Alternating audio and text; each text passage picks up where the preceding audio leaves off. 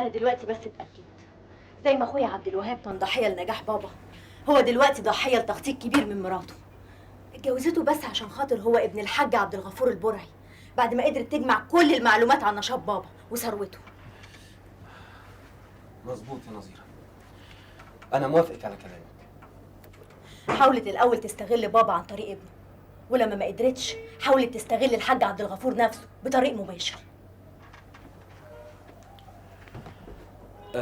ايوه بس مين ادراك ان هو اتجوزها عشان بيحبها، او لانها اسلمت، او لانها زي ما بيقول بتمثل شخصيه المراه اللي كان بيحلم بيها؟ مش يمكن هو اتجوزها عشان يحقق اطماعه هو كمان؟ اطماع ايه؟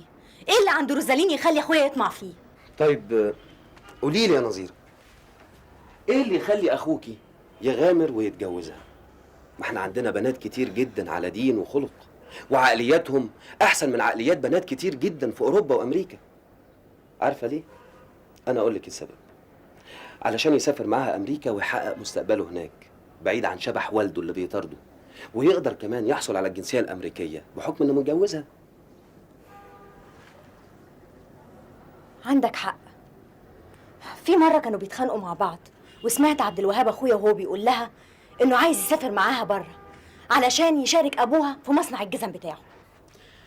صدقتي بقى دلوقتي كلامي يا نظيره؟ انا ما يهمنيش عبد الوهاب عايز ايه، هو حر. انا كل اللي هاممني اطماع مراته. الاطماع دي اللي خلتني انا واخواتي مش قادرين نعيش زي بقيه الناس. حتى جوازاتنا مش لاقيين حد يتجوزنا لشخصنا، كلهم عايزين يتجوزوا ولاد الحاج عبد الغفور البرعي عشان فلوسه. طيب يا نظيره، ما انا عرضت عليكي اقتراحي اللي يخلصك من العقده دي وانت رفضتي. طبعا رفضت، وانا مصره على رفضي. لو كنت بتحبني يا حسين لازم تنفذ لي الكلام اللي قلته لك. امال كل اللي انت شايفاه قدامك ده علشان خاطر مين؟ علشان احقق لك اللي انت عايزاه يا نظيره. اما روزالين دي فانا هفضل مفتحه عينيا عليها لحد اما اعرف هي ناويه توصل لحد فين.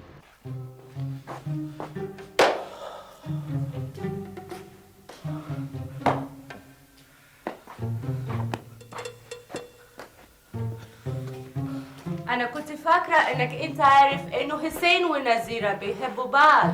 وانا اعرف منين؟ Of course منها هي. يعني انت عايزه اختي تيجي تقول لي انا بحب صاحبك؟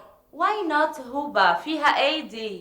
إحنا عندنا في أمريكا لما بنت بتحب ولد تروح تقول أمها أبوها إخواتها إنها بتحب الولد ده. فلقتيلي بقى عندكم دي. احنا مالنا ومال عندكم؟ احنا ناس لينا تقاليد غير تقاليدكم وعوايد غير عوايدكم خالص. هو انتوا عندكم هنا ان الحب ده حاجة غلط؟ امال انت اتجوزتني ليه؟ والله عالي نظيرة انت وحسين بقى بتستغفلوني. هي دي الصداقة يا حسين؟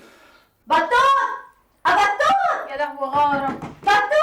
بطوط يا بطوط يا بطوط. يا دماغي يا ماما. بالحق ده انت كان عندك امتحان النهارده، عملتي ايه؟ خلاص مفيش امتحانات، خلصت الامتحانات يا بطوط. يا اختي بالشفا عقبال كل مره. بالحق اخوك كان عايزك يجري رحيب. هوبا اقفلي الباب وراكي.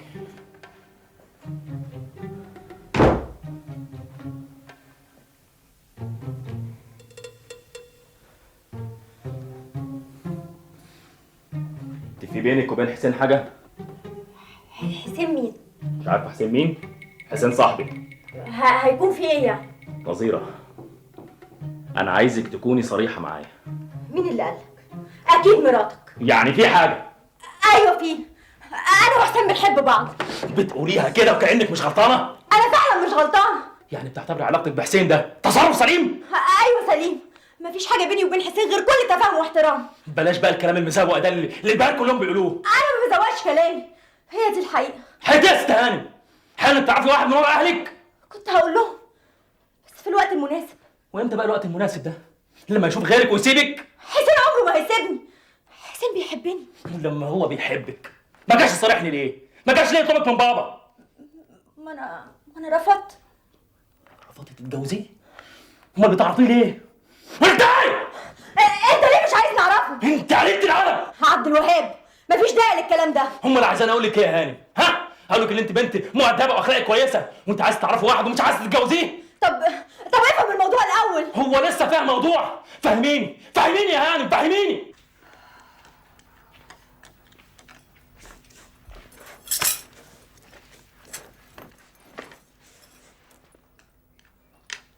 اخوكي كان عايز نظيره ليه يا بيه؟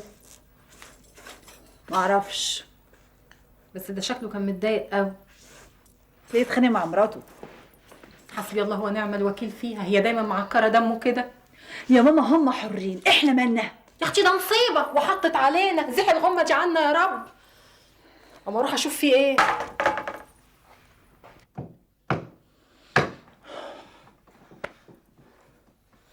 خلاص، يبقى تستني لغايه ما يكون نفسه هو وانت تتخرجي، وبعد كده يجي يطلبك. يعني استنى. يعني ما تقابلهوش، مفهوم؟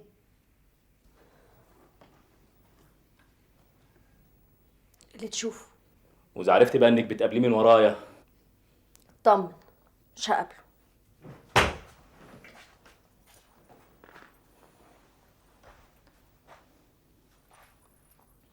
في ايه مالك؟ لا ولا حاجه يا ماما. في إيه انت رخرة؟ مفيش حاجه يا ماما.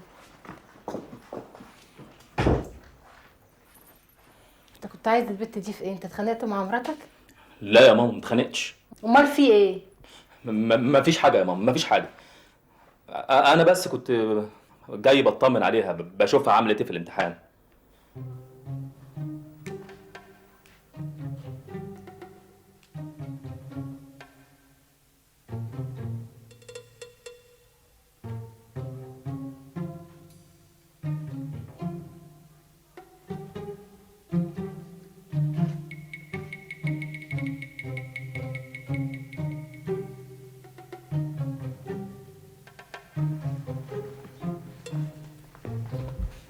عبد الوهاب، عبد الوهاب، wake up. في حاجه يا امينه؟ اصحى عبد الوهاب، عايزه اقول لك حاجه مهمه قوي. انت لسه ما نمتيش؟ انت مش عندك شغل الصبح؟ نو، ما فيش شغل، انا هسافر بكره. ايه؟ تسافري فين؟ هسافر امريكا. ليه؟ ايه اللي حصل؟ عايزه اشوف بابا، عايزه اشوف ماما. طب وايه اللي فكرك بيهم دلوقتي؟ عبد الوهاب، من حقي ان انا اطمن عليهم، عايزه اشوفهم، لازم يعرفوا كمان ان انا اتجوزت. طيب ما تكلميهم في التليفون ولا حتى بعت لهم جواب؟ لا عبد الوهاب، هما كمان لازم يطمنوا عليا. طيب وهتسافري امتى؟ اول طياره. طيب استني لغايه ما اجهز نفسي. هسافر وحدي. يعني مش عايزاني اسافر معاكي؟ عبد الوهاب، سفر امريكا محتاج فلوس كتير، ماني. انت مش معاك فلوس الا اذا اطلب فلوس من مستر حاج عبد الغفور.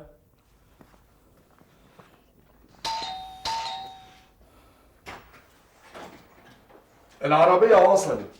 طب دقيقه واحده. ماما، عم عواد بيقول لك العربيه وصلت. وبتقولي لي انا ليه اخش شغلي لاخوك؟ ملوش حق يا عبد الوهاب يخلي امينه تسافر لوحدها. يا اختي بركه، احسن ما تسحبوا معاها. يا دي الشنطه اللي محيراك، اهبدها يا ابني في الارض، تقيله عليه. لا يا ماما، ماهاش تقيله. عواد، نعمين يا ست الحاجة. نزل الشنطه دي تحت الليسيق. حاضر.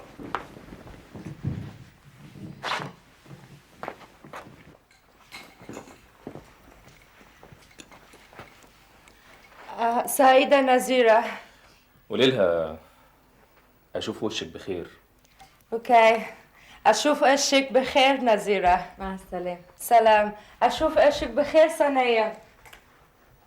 مع السلامه يا حبيبتي. سلام. اشوف وشك بخير ماما حاجة. اشوف هشك بشك. مع السلامه يا اختي، والقلب دعيلك. سلام. سلام.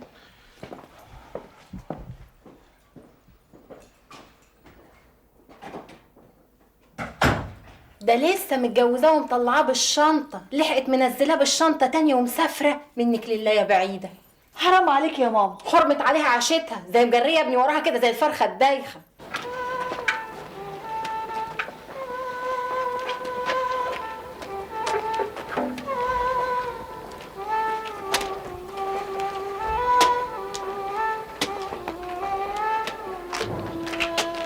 قول لي يا ابني.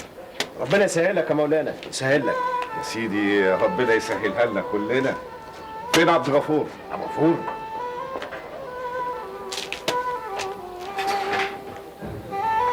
السلام عليكم. مولانا يا ألف خطوة عزيزة، ده أنا حصلت لي البركة.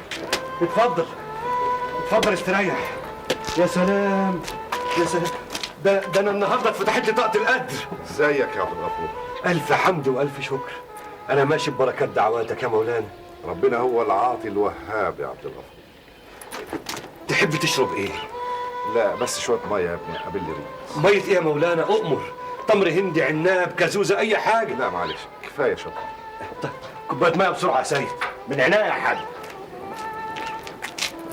بقول إيه يا مولانا؟ طب إيه رأيك في أكلة فتة كوارع؟ الأمارة اللي بعتني بيها للحاج إبراهيم سردينة، ألف رحمة ونور عليه. الله يرحمه ويحسن اليه. كل وقت له اذان يا عبد الغفور. أنت ما تتصورش أنت وحشني قد إيه يا مولانا. انا جاي اودعك قبل ما اسافر. على فين العزم إن شاء الله؟ ربنا وحده هو اللي يعلم. الماء يا مولانا. اتفضل. جزاك الله كل خير يا بني. هيص يا عم سيد، قلت لك بركة من مولانا أهو.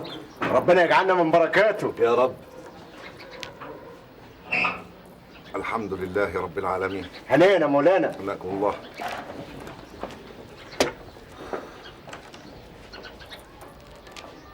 ادعي لي يا مولانا، أنا محتاج لك. وانا يا ابني ايش هو؟ ربك هو الغفور الرحيم. تفتكر أنا عملت حاجة غلط في حياتي؟ اسمع يا عبد الغفور، من زرع يحصد، وما حدش فينا ما غلطش. أنا عمري ما أزيد بني آدم وماشي بما يرضي الله، لكن الواد عبد الوهاب ابني مش عارف ليه طالع خايب كده. تفتكر أنا السبب؟ تفتكر يعني قصدي أنا اللي غلطان معاه ولا هو اللي غلطان في حق نفسه؟ نورني يا مولانا، مين السبب؟ اسمع يا ابني، هي خطاوي ربنا كاتبها عليه ولازم يمشيها. ونعم بالله، بس لحد امتى يا مولانا؟ لحد امتى؟ لحد ما يريد ربنا. ادعي له يا مولانا. اللهم نور له طريقه واجعل في وجهه القبول يا رب. يا رب يا رب. ويا ريت تدعي كمان للبت ثانية بنتي، حالها يصعب على الكافر. كل ما بشوفها قدام عيني قلبي بيتقطع. احمد ربنا يا عبد الغفور الذي لا يحمد على مكروه سواه. ألف حمد وألف شكر ليك يا رب. استودعك الله. بسرعة كده، أنا ملحقتش أشبع منك. أنا لما بشوفك قلبي بيتشرح. خلي بالك من الغلابة يا عبد الغفور. أنا ما بقصرش معاهم يا مولانا. اعطيهم كمان، زودهم، اعطيهم مما اعطاك الله. حاضر. سلام عليكم. طيب مولانا، تحب اوصلك اي مكان انت عايز تروحه؟ سلام عليكم. طب بس يعني اغفر لي، مش محتاج اي حاجه. ربك هو العاطي الوهاب يا عبد الغفور. مع السلامه. نورت الوكاله كلها. مع الف الف سلامه.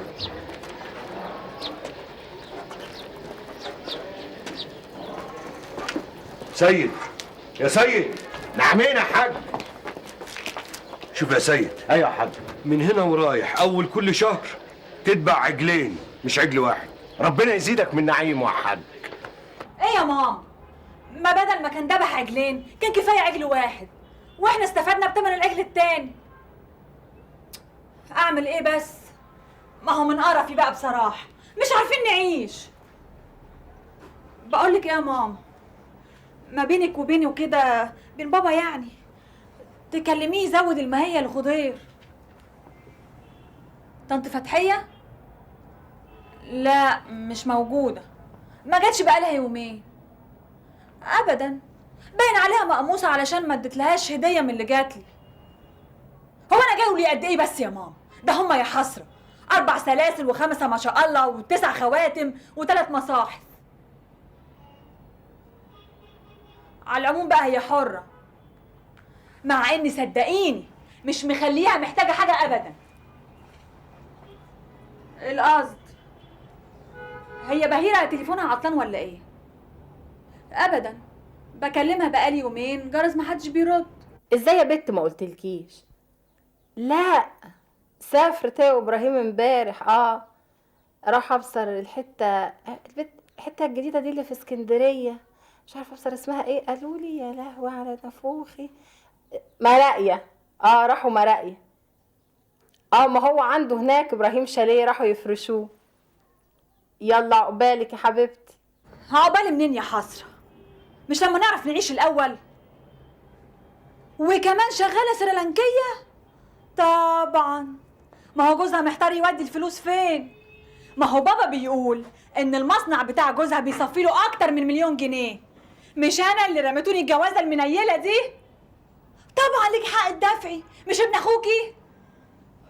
القصد بقى ما تنسيش تكلمي بابا يزود لخضور المهاية. عبد الغفور نايم جوه. مش عارفه يا ماما بصراحه انا عايزه ايه.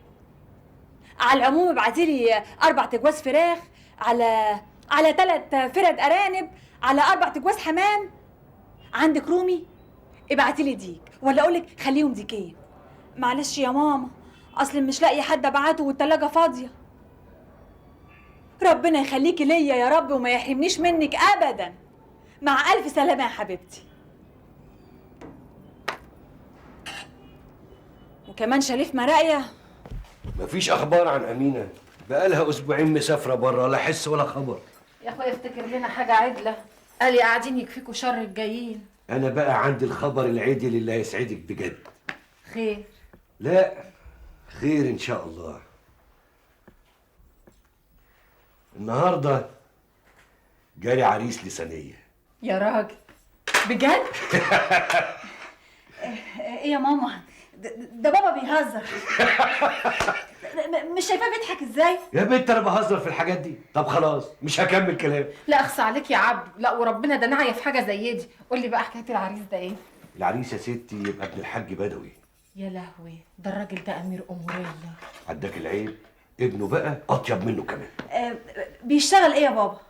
هو مدرس، بقاله مده شغال في السعوديه. تلاقيه كبير وقطر الجواز فاته. لا، هو تقريبا في سن اخوك عبد الوهاب بالكتير، يعني اكبر منه بسنه واحده. يعني حلو كده واسم الله، شاب كده وحلو. حلو ايه يا ماما؟ هو احنا لسه شفناه؟ جاي يا فاطمه يا بنت الراجل ما يعيبوش غير جيبه. يبقى لازم وحش. هو ايه وحش وحلو دي؟ الراجل راجل. وبعدين استنى اما تشوفيه وتقعدي معاه. من امتى انا بجوز بناتي غصب؟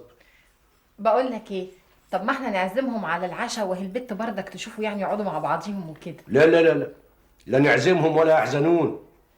انا لسه ما اديتش ابوه كلمه.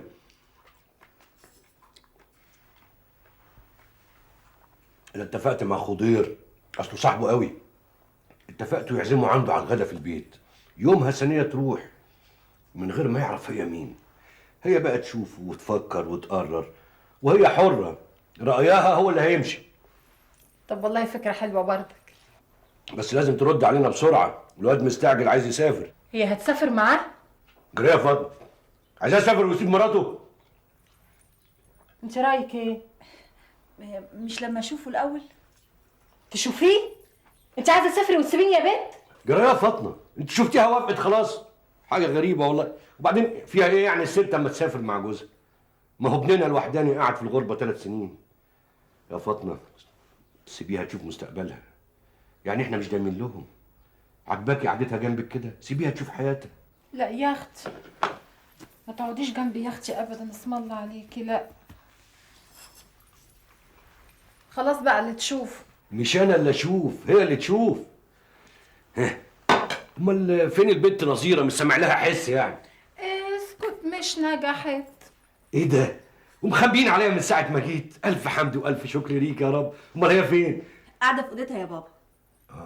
لازم مكسوفه وخايفه توريني وشها. مكسوفه؟ دي بتتكسف فيها الا لسان. لا انا قصدي يجوز ما جابتش النمر اللي وعدتني بيها عشان تلهى في 5000 جنيه. لا يا بابا، دي نجحت بتفوق.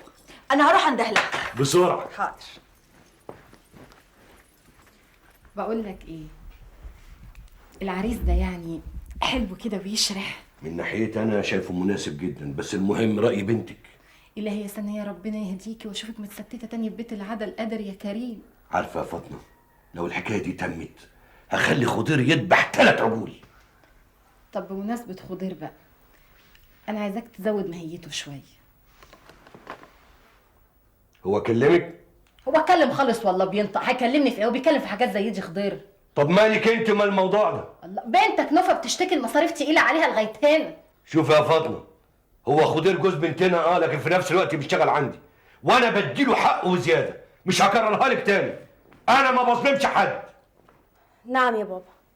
تعالي يا بنت اقعدي. مش عايزه تقولي لي انك نجحتي؟ ايه مالك؟ ماليش يا بابا. خدتي المجانيه؟ ايوه. طبعا بقى عايزه تلهفي ال5 بواكي. لا اللي تشوفه حضرتك. شوفي البيت بتقولي اللي اشوفه. انا بكره اخلي خضير يفتح لك بيهم حساب في البنك. متشكرة قوي يا بابا.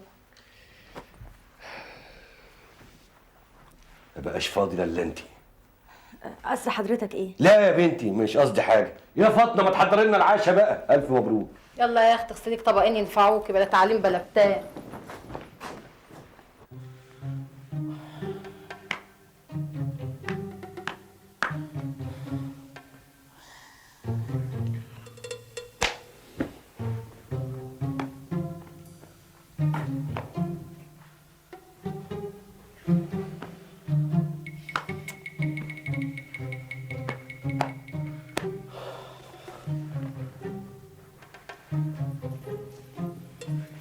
عبد الوهاب، مش اختك جالها عريس؟ نظيرة؟ هو انت مفيش دماغك الا نظيره ثانيه؟ مبروك. مش تعرف هو مين ده؟ ابن الحاج بدوي. مين الحاج بدوي ده؟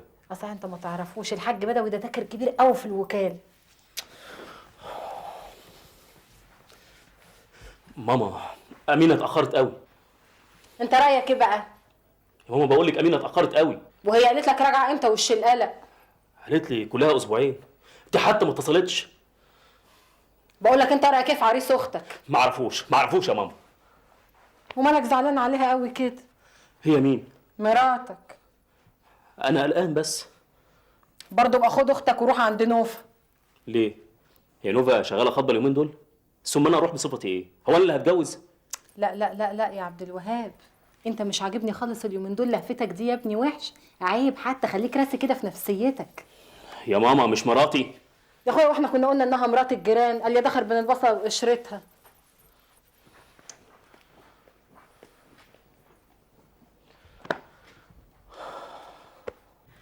انا عايزاكي المره دي تكوني موضوعيه في اختيارك.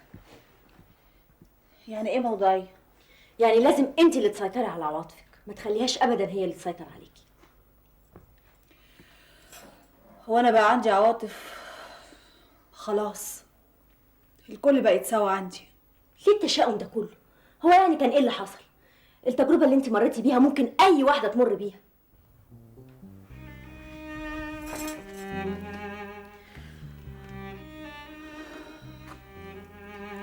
اصل انت ما حسيتيش باللي انا حسيت بيه. اللي انت بتقولي عليها تجربه وعدت، هدت كل حاجه حلوه جوايا. اللي تعبني زياده ان نبيل بعد شهرين من طلاقنا، شهرين 2، راح اتجوز. واتجوز مين؟ واحده قد امه. عشان تعرفي ان هو ما كانش يستاهلك. يا ريتني ما عرفته. انت لسه بتحبيه؟ انت اكيد اتجننتي. غصب عني. مش بايدي يا نظيره، مش بايدي. طب والعريس اللي انت هتقابليه؟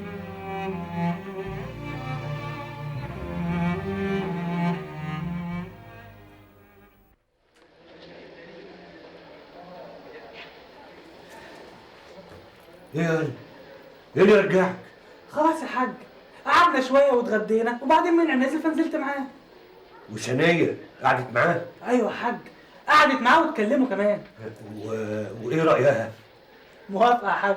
على بركة الله. وهي سنية فين دلوقتي؟ روحت؟ لا يا حاج، قاعده مع نفيسه. لكن هو عرف ان سنية هي العروسة؟ لا يا حاج، انا قلت له ان دي صاحبه نفيسه. عظيم. طب بعد كده ما فتحش معاك موضوع العروسه؟ ايه؟ لا يا حاج، دي ثانيه كانت عاجباه قوي لدرجه انه كان عاوز يرجع في كلامه. الحمد لله. الو. ايوه ايوه نفيسه، انا ابوك يا بنت. اديني ثانيه. الو. ايه ثانيه؟ ايه؟ عملتي ايه؟ لا اله الا الله يا بنت، ما تتكسفيش. يعني موافقه؟ خلاص على خيرة الله. ايه هتقعدي عند اختك ولا هتروحي؟ على العموم على راحتك. خليكي عندها وانا ابقى افوت اخدك وانا مروح. مع السلامه. يا ما انت كريم يا رب.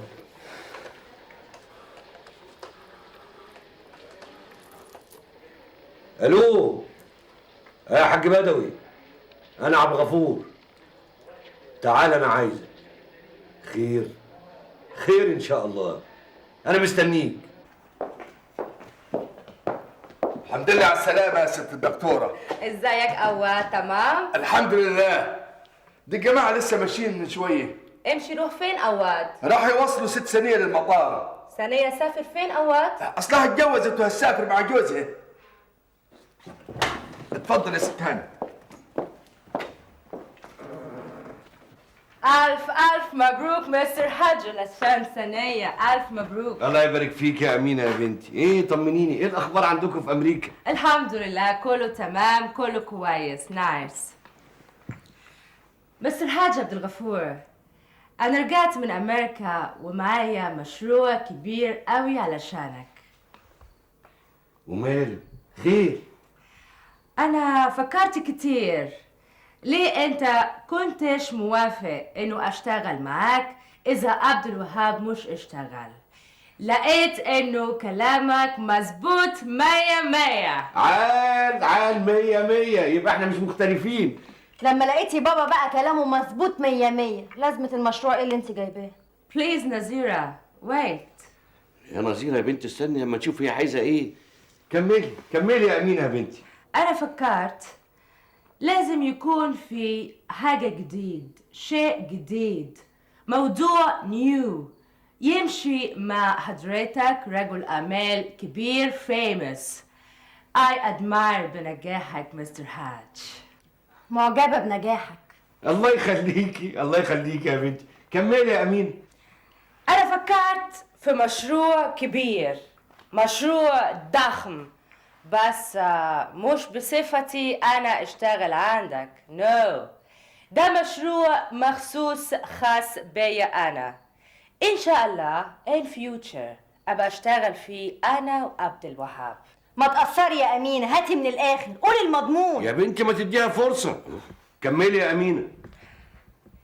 أنا اكتشفت إن الحكومة المصرية بتسمح للقطاع الخاص إنه يشتغل بقروض أجنبية لحسابه بس، وفي الحالة دي الحكومة بتعمل تسهيلات كتير، وكمان بتعمل فترة سماح، فترة من 5 أو 10 سنة، بلس كمان مستر حاج زائد هتكمل. بلس كمان إن الفوايد اللي عليها بتكون فوايد بسيطة خالص. سألت نفسي، قلت ليه مستر حاج عبد الغفور مش اعمل كارد كبير واعمل من الكارد ده مصنع كبير؟ بس يا ترى ايه هي الشروط؟ الشروط دي سهلة قوي مستر حاج. زي مثلا انت تاخد كارد امريكي، في الحالة دي يبقى لازم تاخد حاجات من امريكا، الاستيراد يكون من داخل امريكا. وعشان كده مستر حاج مخصوص انا سافرت. يعني انت ما سافرتيش تسلمي على ابوكي وامك زي ما قلتي بقى؟ يعني نزيرة، انا سافرت مخصوص عشان اكمل دراسة مشروع. عملت دراسة كبيرة مستر حاج، ولقيت انه ممكن نستورد من امريكا مكان جديد. كمان مستر حاج ممكن نجيب كتل حديد وبعدين نعمل تصنيع هنا. وكمان مستر حاج ممكن تاخد كارد كبير ساي 20 مليون دولار، وانا متأكدة انك هتوافق على المشروع ده عشان انت بزنس مان كبير. رجل اعمال يعني. ما انا راجل اعمال. بس الحاج، انا عملت دراسة كاملة كتبتها، هتكون تحت امرك في الوقت انت عايز. انت مدهشه يا امينه، انت ست هايله يا امينه. انا كنت اتمنى بنت من بناتي، لا ده انا كنت اتمنى ابني ذات نفسه يبقى نبيه وحرج زيك كده. نايس مستر هاج، ايه رايك في الموضوع؟ وانت هتستفيدي ايه من ده كله يا امينه؟ اوف كورس نزيرة، لازم استفيد. هاخد كوميشن كبير بالمكسب ده، اشتغل بعد كده انا وعبد الوهاب. قلت ايه مستر هاج، موافق؟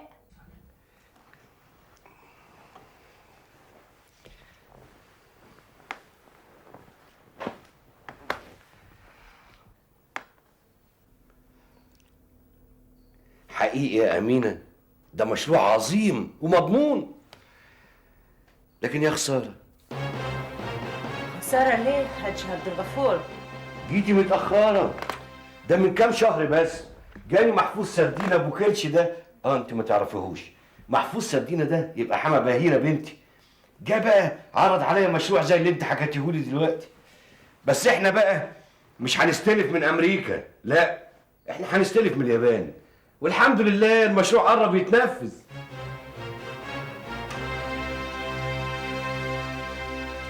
بس حاج عبد الغفور، انا مش يعرف انك بتعمل مشروع زي ده.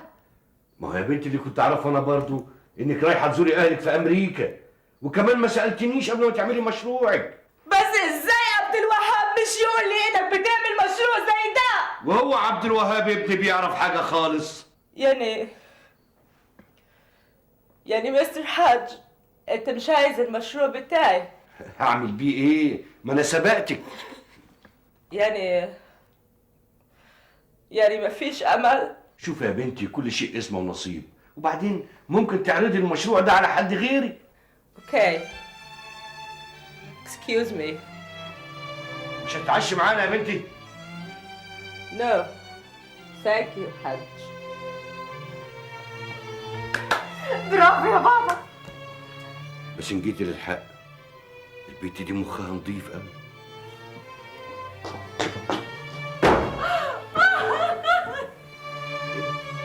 ايه يا مين؟ مالك؟ في ايه بتعيطي ليه؟ صباح الخير يا بطوط. يسعد صباحك يا عين بطوط. اسكتي، مش البت بهيره اختك عايزاني اروح ابصر مش عارفه ايه دي اللي فيها الشاليه. اسمها مرقي. هي مرقي. انت شفتي بهيره فين؟ لا ده هي كلمتني في التليفون من شويه. طب ما تروحي بدل ما انت قاعده كده. واسيبكوا لمين يا اختي؟ وابوك اسيبه لمين؟ خديه معاك يا بطوط. هو يرضى؟ ده الشغل عينه وعبته يا ريت. صحيح، ده بابا عمره ما خد يوم اجازه. عمره من يوم ما اتجوزنا لغايه النهارده. اقول له خد لك يوم راحه استريح، ريح بدنك ده شويه، يقول لي ده انا لو قعدت في البيت عايز. بعد الشر. يعني مش هتروحي مع بهيره؟ ما انا قلت لك بقى اللي فيها اهو. اطلع من دول يا بطوط، تلاقيك مش عايز تروح عشان الحاج. ايوه يا عم، ايوه ده انا دبت في دباديب ودباديب. يا بنت بطل. صراحه هكدب، بموت في دباديب. يا سلام، ده انا لفيت الدنيا كلها ملقاش ضفره. لا بس للامانه هو كمان بيحبك قوي يا بطوط. مش عشره على الحلوه والمره. ده انا عمري ما اشتكيت منه. لا كان ليا اخت كنت بروح اقول لها قال لي، ولا ام اقول لها عدلي. رخر عمره ما بخل عليا بحاجه. ده مره بس اتزنق كده وقال لي عايز غواشاتك دي كده، قلعتهم له وانا ساكته، ما قلتلوش حتى عايزهم ليه. في يومها كان عندي اللي احسن منه. ده لازم زمان قوي يا بطوط. قبل ما نشوفكوا يا حبيبتي. امال ليه مش لازم اقف جنب جوزي؟ طبعا جدع يا بطوط، طول عمرك جدع يا بطوط.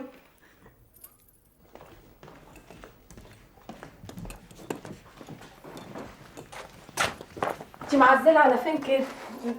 مالك يا امينه؟ ما بتردش ليه دي؟ مش عارفه، انت اتخانقت مع هوبه؟ اتخانقت؟ ده لسه راجعه امبارح. لحقت يا ربنا نكد عليك يا بعيده زي ما انت منكده على ابني النهار. تعالي يا بنت ما نشوف ايه. تعالي.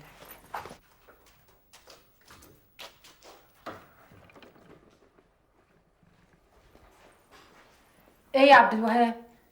ايه اللي حصل؟ مراتك لما حاجتها كده وراحه على فين؟ راحت عند الدكتوره خيريه. راحت عند الدكتوره خيريه كده بشنطه هدومها الكبيره؟ هي ناويه تقعد هناك على طول مش هترجع؟ مش عارف.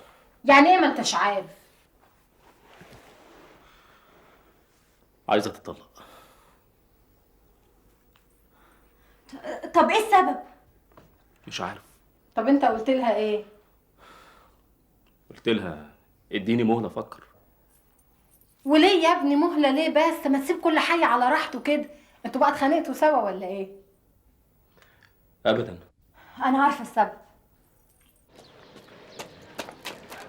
خديه. صباح الخير. صباح الخير يا نظيره. ما تعرفش بابا فين؟ الحاج في المصنع. طب ممكن توصف لي المصنع ده فين؟ ليه، في حاجه؟ عايزاه في حاجه خاصه. قولي لي بس انت عايزاه في عايزاه في حاجه خاصه. نظيره، خير يا بنتي، ايه اللي جابك؟ اطمن يا بابا، مفيش حاجه. انا بس كنت عايزه اتكلم معاك في موضوع كده. طيب يا بنتي كنت استنيتي لما ارجع البيت. اصل موضوع مستعجل قوي. خير، سيبت ركبي. اخويا عبد الوهاب. ماله عبد الوهاب؟ مفيش حاجه يا بابا، هو بس في ازمه ولازم ننقذه. اخوك طول عمره في ازمات. ايه يا ستي اخر ازمه؟ مراته طالبه الطلاق وهو حالته وحشه قوي. ما يطلقها ولا ما يطلقهاش، انا مالي؟ هو انا اللي كنت جوزتها له؟ حضرتك عارف يا بابا هي عايزه تتطلق ليه؟ وانا اعرف منين؟ انا ايش دراني بداخلياتهم؟ الموضوع ملوش دعوه بداخلياتهم يا بابا، الموضوع له دعوه بحضرتك. انا؟ ازاي الكلام ده؟ ايوه يا بابا، لان حضرتك ما اديتلهاش فرصه انها تشتغل معاك، وانا واثقه ومتاكده لو حضرتك رضيت انها تشتغل هنا هتتراجع عن طلب الطلاق. انا لا يمكن اطمن اديها اي شغلانه هنا. مع انك كنت بتعملها كويس قوي، وكمان كنت بتقول عليها مخها كبير. يا بنتي مش كل حاجه تعجب الواحد يامن لها. مش هما بيحطوا السم في العسل عشان الواحد ياكله وهو مش واخد باله؟ طب بابا عشان خاطري يا بابا، انت لو شفت اخويا عبد الوهاب هيصعب عليك. انا خلاص زهقت، تعبت منه. انا متاكده ان الجوازه دي مش هتستمر، بس يعني لو حضرتك رضيت توظف روزالين هنا عندك. ايه، هي رجعت لاسمها الاولاني؟ لا، بس انا بقى طول عمري مقتنعه ان اسمها روزالين مش امينه. براوة عليكي، انت يا بنت طالعه لابوكي بتفهميها وهي طايره. انا بقول يعني يا بابا لو حضرتك شفت لها اي وظيفه هنا هتقدر تمد في عمر الجوازه شويه، وبعد كده يحصل الطلاق، حتى ساعتها عبد الوهاب ما تبقاش حالته النفسيه وحشه. شوفي يا نظيره يا بنتي، انت ما بقيتيش صغيره، وانا عايز اقول لك ايه هو الجواز. الجواز يا بنتي عباره عن راجل وست، كل واحد فيهم يقدر يدي التاني اللي هو عايزه. انا لما اتجوزت والدتك كنت عايز منها انها تفتح لي بيت، تعمل لي لقمتي، تغسل لي هدمتي، وتجيب لي عيال باذن الله وتربيهم كويس. وهي ما كانتش عايزه غير الستر والامان والبيت وتربي الولاد. كنا واضحين مع بعض، عشان كده ربنا وفقنا. انما اخوك عبد الوهاب ومراته ما قدرش حد منهم يدي التاني اللي هو عايزه. بنت الخواجايه الامريكانيه دي لما اتجوزته كانت فاكره انها هتقدر تستفيد من ورا ابوه اللي هو انا، تستغفلني يعني. وهو لما اتجوزها كان عايز يشز عن اهله، كان فاكر انها تقدر تاخده معاها بره وهناك تفتح له سكه. يفشل ينجح مش مهم، محدش دريان بيه. شفت يا بنتي، الاتنين ما كانوش واضحين مع بعض. مظبوط، هو ده تحليل الجوازه دي. امال انت فاكره ايه؟ انا يا بنتي الحياه علمتني كتير، وياما شفت اشكال والوان. عشان كده يا ريت الجوازه دي تنتهي، ويا ريت الطلاق يكون النهارده قبل بكره.